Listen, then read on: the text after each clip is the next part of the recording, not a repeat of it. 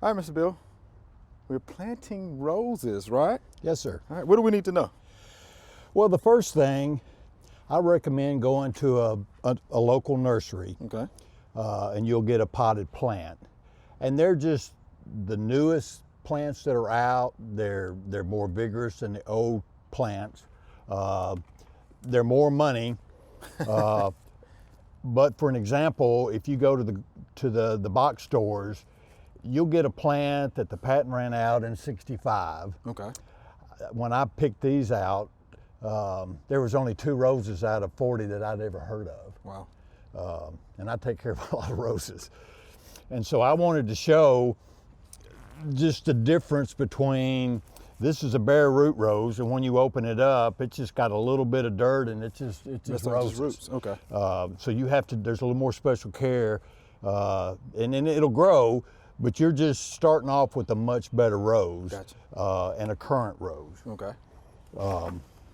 Now, when you're looking for roses, a number 1 cane has at least 3 nice sized canes. This is about as good a rose as you can get as far as the canes. If you'll notice, it's got the bowl shape in the middle, which you want for air ventilation, and it cuts down on funguses and disease.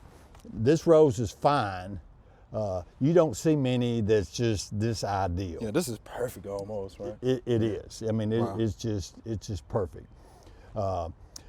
This is a Mr. Lincoln, which is an older rose, and you'll find them like these ones in the box stores, but it's a great rose and it's got great fragrance. So when I dig a hole, you want a good hole. You want the graft to be ground level or above. So you can raise a little bit up, and I mean, this rose is grafted as a vigorous rootstock underneath this little ball, and the top is red rose, yellow rose. The rootstock itself it's just a little red rose rugosa, a little red, almost like a wild rose will have 5 petals versus a big 40 petal yellow rose. Okay. So the graft needs to be above the ground. Above the ground. Gotcha. Okay. So I dig a hole. I've got room to add amendments. Now what I typically do, these were bare root roses similar to this into January, depending on when the suppliers get them. So they don't recommend planting them till about into April, 1st of May. Because those roots are just starting to come out. Okay. Now, what I do is I cut the bottom Oh, look at that. of the rose out.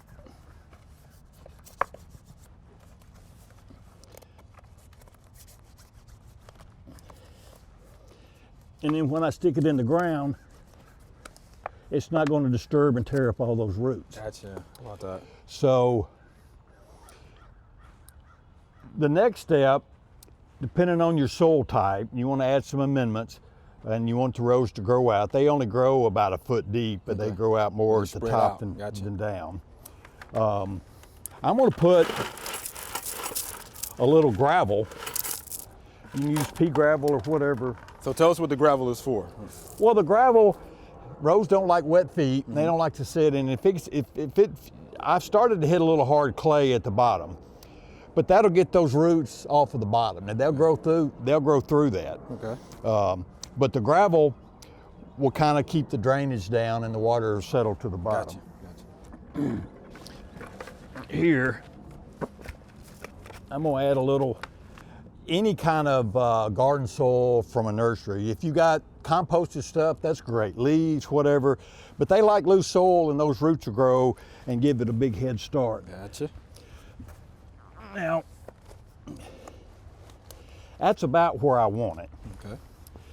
So what I'll do, first off, I've got a product, it's a fairly new product, that's got feathers in it, it's got kelp, it's got worm casings. Which is good So it's got a lot of the micronutrients, plus it's got some slow release that'll help feed that plant as you go along. Okay. Now I'm gonna add another thing that I use a lot of is good old Epsom salt. Magnesium sulfate. It's a wonder drug like aspirin. I mean, it's great stuff for tomatoes, roses, almost anything that you want to plant. So just a good handful for a site like this, or two? Right? You know, I put a couple handfuls. That's probably about a half a cup. Okay. On established roses, I put about a cup in the spring.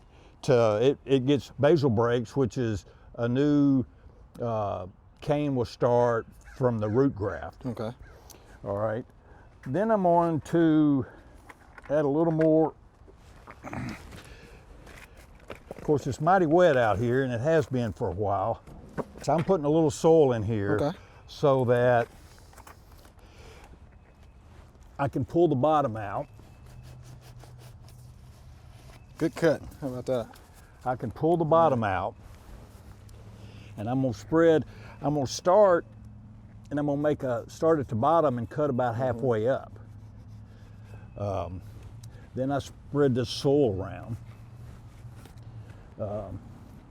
and about halfway, I'll probably add just a few more, a little bit more amendments. Bone meal. Any of your organics is just going to kind of feed those roots when they come out. Sure. Phosphorus, superphosphate, bone meal is really good. And I'm going to add a little more soil. Okay.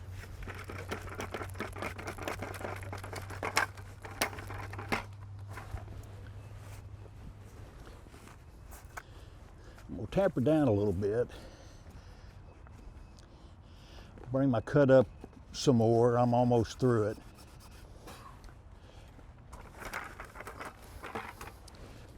Now normally I would get some more of the dirt that came out of the hole, and I'd mix some of that with it. Okay.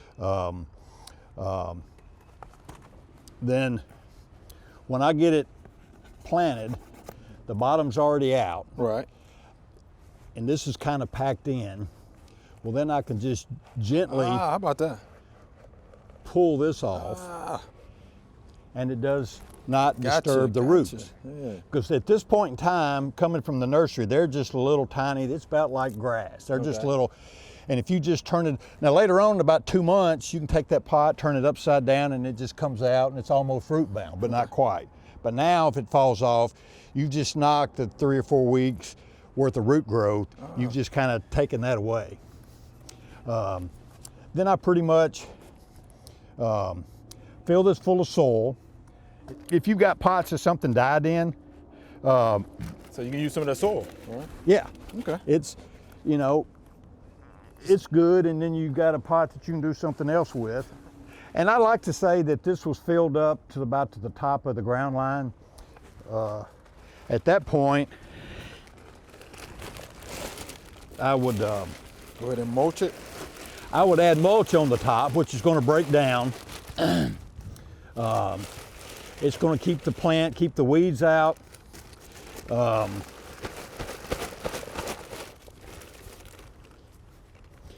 I'll actually build this up a little high. If it didn't have this new growth on it, I would almost cover it up. Wow. Okay. Just with the mulch, you just cover it up? Cover it up with the mulch, especially with the bare roots. You cover it up with the bare roots.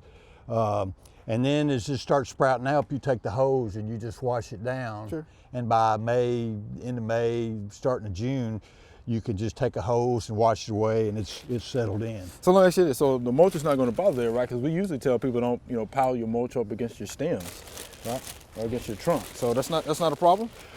No, at this point, okay, I'm going to break it back down. Gotcha. Okay. So this is just to keep that plant moist. Keep it okay. Because it doesn't have many roots. Right.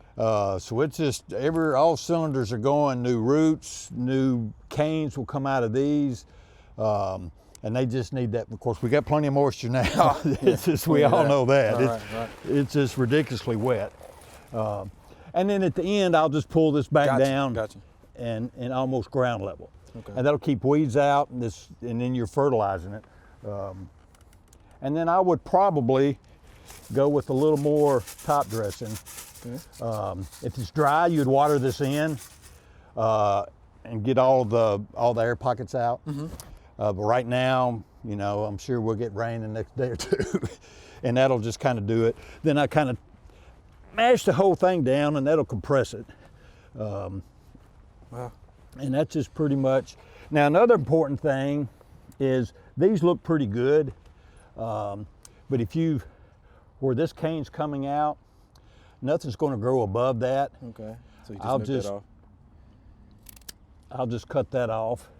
Right here, you got this little small cane that I don't know why they left, and there's nothing coming out of this, but I can see a break down here, and I'm just going to take that off. Okay.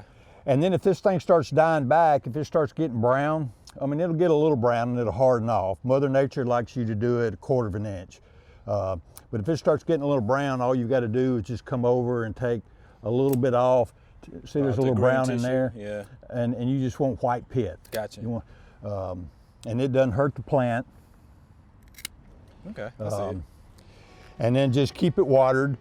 Then from there it'll be okay. Huh? And then you're good to go. And Mr. Bill, we definitely appreciate that demonstration. Thank you, I think you've sir. done this a time or two, right? I have indeed. Thanks for watching the video. If you enjoyed it, please click the subscribe button below.